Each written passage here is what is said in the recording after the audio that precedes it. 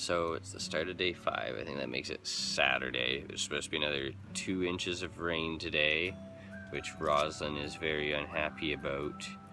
And yeah, we're just taping our feet up. They've been wet for 2 days, so they get like really pruny, and you just have to try to dry them off at lunch and make sure they stay in good condition, because otherwise hiking sucks.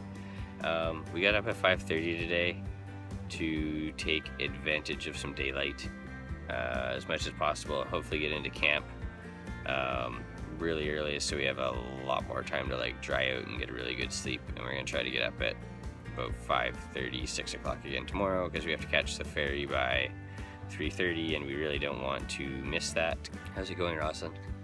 It's good. I was cozy this morning. Yeah. And then I put my sleeping bag away. But it's not too bad. It's not actually rainy right now. There was like suddenly like rain really hard, and I was like, no, it's never gonna stop. Yeah. And it stopped in like 5 minutes. Yeah, she had a minor panic attack this morning. It was humorous. So yeah, we're just gonna finish taking off our warm clothes and put on our wet clothes, and then take the tent down. They're so cold. So we've got this real long rickety bridge. It actually, like, the handrail wobbles when you walk on it. I'm not gonna demonstrate, it's kind of sketchy. And then it terminates on this log.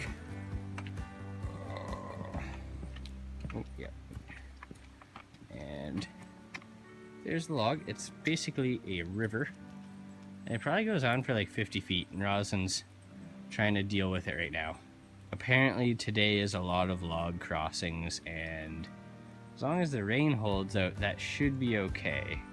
We were also told at camp this morning that a bunch of groups have seen a bear around kilometer 68.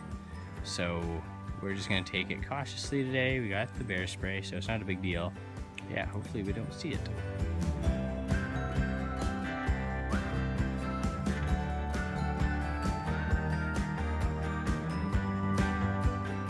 How's day 5 going? Good. I'm actually like dry. Crazy. We can see the rain coming off in the distance though, so we're gonna try to boogie.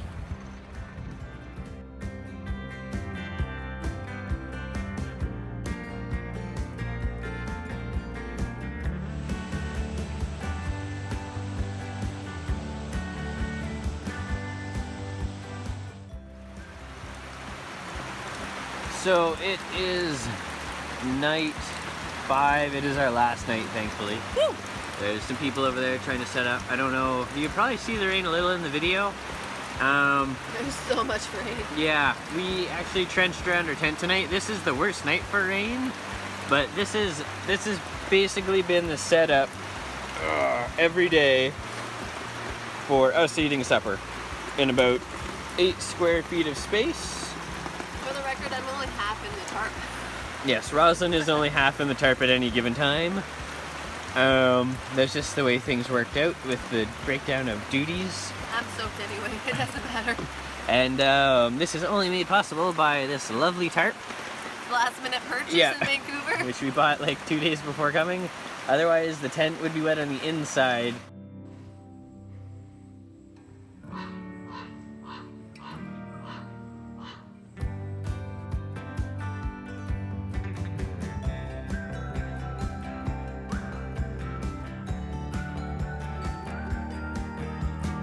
Yeah, we found the steam pulley in the forest. We've been walking along the trail and have noticed like this really big cable. Yeah, like this. It's just kind of going through the forest.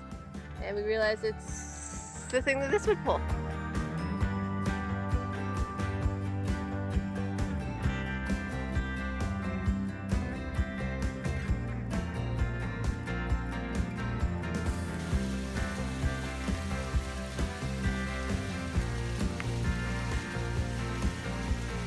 We are at the very last ladder of the hike. Some people got here ahead of us, and you can see the buoy behind us has been pulled, which means that it's requesting a ferry across. So we're almost done. One ladder. We have one ladder left to go, and then it's over. It's apparently the longest ladder. So Yeah. we'll see See how long how it that actually goes. is. Roslyn's gonna count the rungs.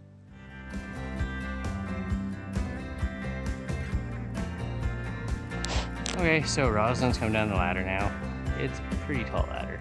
It's only 36 rungs, but it's a lot steeper than the other one.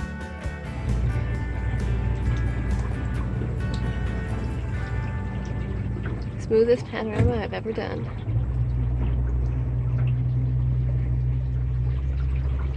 Wow, that's beautiful over here. Hi, this is Rosalind and Connor from To Where We Roam, and thank you for just watching our West Coast Trail 2019 video. We're just here to share a couple of our post-trail thoughts and lessons learned. So the West Coast Trail is a 75-kilometer long trail in Pacific Rim National Park on Vancouver Island. There's a little over 2,300 meters of elevation gain on it, and it's a mixture of climbing ladders, walking through the rainforest on the coast of the island, and then beach walking. Some of the things we liked about the trail were that the campsites were really well laid out, generally pretty spacious and very well marked where they are. There's like large numbers of buoys hanging off the trees around them. They also had really nice bear boxes, all the ones we stayed at, and like water and toilet access were also very easy to get to. They had the nicest toilets that I think we've ever encountered on a trail. They've been called the princess toilets because they are raised like 10 feet up. You need to go up on a ladder and then you can oversee everything, and they smell great because they have wood chip composting, and they are very, very nice. Other things we liked about the trail were the crab shack. That was day 2, I believe. It was amazing, really delicious. It was cool eating your crab and then seeing them pull it out of the river as you're eating it. This trail also had the most wildlife I have ever seen on a trail, including sea lions, seals, saw an otter. Some normal things, like we saw one bear and then a heron, some other larger birds of prey. We're just missing some whales, but weren't lucky enough for that. So there's also 2 lighthouses on the trail that we really liked going to see. You can go in and look at the grounds as long as you don't disturb the work going on or the residents. They offer some great views. The lighthouses look pretty cool, and one of them has a bunch of skeletons of various wildlife in the area, so you can compare the different sizes of I think it's bear, wolf, mountain lion, and then they had a whale skeleton laid out as well. So during our trip, it ended up raining, as you probably saw, 4 out of the 6 days. So we wore our rain gear a lot, and even though at the end of the trail we ended up throwing them out because they were well past their use and they weren't really rainproof anymore. They did a good job of keeping you warm. So even though we did get wet, we stayed fairly warm. Because we were wet though, we had a lot of issues. I had a lot of issues with chafing wet skin. My whole arm, my back, and my hips, they were all chafing because they were wet and salty and sandy, so we went through a lot of tape with that. We kind of planned for the rain, and there ended up being about 5 inches of it over the last 4 days, and we found out and kind of proved out that if you have the proper tent set up, you can get completely dried off at the end of the day. So what we were doing, as you probably saw in a couple of the videos, is we'd set up a tarp and then set the tent up underneath it, and then we shuffled the tent backwards out of the tarp to give ourselves like a little porch area to take all of our clothes off, wring them out, and then basically get dried off prior to getting into the tent. So doing that and then jumping right into sleeping bags helped a lot, because basically as soon as you get any water into your tent, it's not going to dry out, and that just makes the rest of the trip a lot worse because being damp and cold is never fun. Something that we learned on this trip was just how drastically weather can affect your attitude while on trail. And we've had run-ins with this before, like getting down when it's raining, but this kind of took it to the next level. I definitely broke down on, I think, the 3rd or 4th night just because of how wet things were, and I was just getting overwhelmed and really down. And by the next morning, I had a nice warm night, and the rain had let up a little bit, and I was fine again. So we've kind of learned to really be aware of that and to kind of do self-evaluations during the day about where we are at mentally and take into account what the weather's like, and just kind of being aware that can happen can really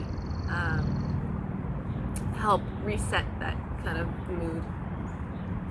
Yeah, basically as soon as you realize that you're just down because of the way you're thinking, you can go about correcting it, just trying to think more positive thoughts basically, or specifically going out of your way to look for stuff to find enjoyable in the moment, and then it helps you get it going a bit faster and you get more energy out of it.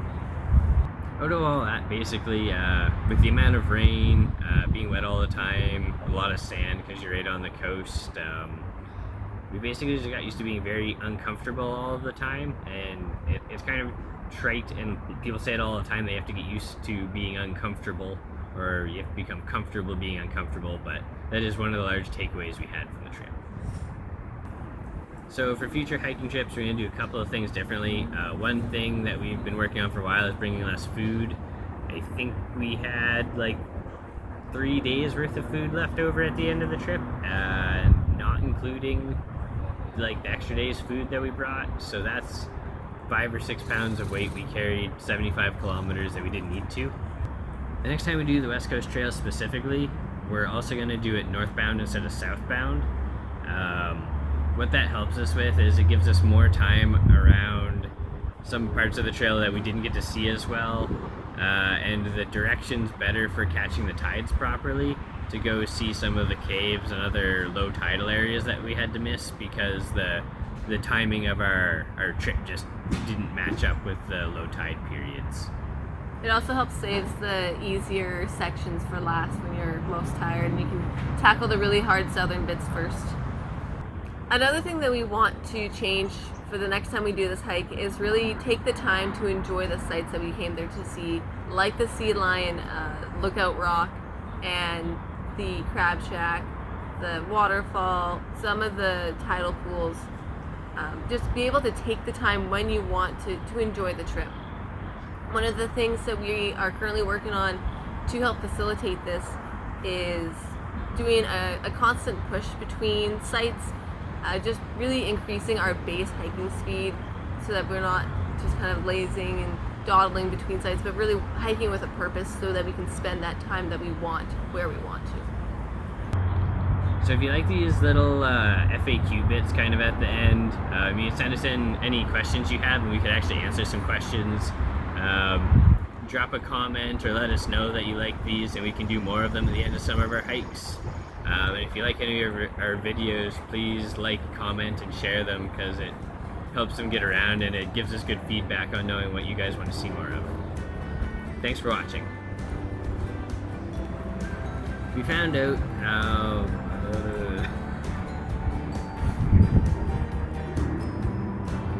There's a bone in the backyard. That's bigger than what it was eating. But this is... We've been gone for 4 days now. But it eats off that branch. Sure it doesn't just fling its poop around. That's a big poop. This is southbound and we're going to try to do it in the climbing season of here. Is to take more time to enjoy the sights. Things like the Sea Lion Rock and the outhouses, the waterfall. I can slice this. Also, you mentioned outhouses and the things you wanted to spend more time to enjoy. What did I say? You said you wanted to spend more time to enjoy things like the walruses and the tidal pools, outhouses. You just threw outhouses. I didn't say outhouses.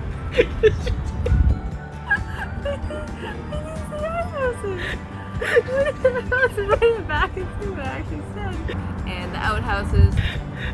Hopefully you can spice it out, otherwise you're gonna I'm gonna restart. You don't want that in the video. Oh my god. You don't want outhouses is what you're referring. Oh my god. You said it and I'm like, just keep a straight face. Maybe we can fix this. Maybe it's salvageable. But you didn't pause enough around by saying it. I don't remember saying that. Okay.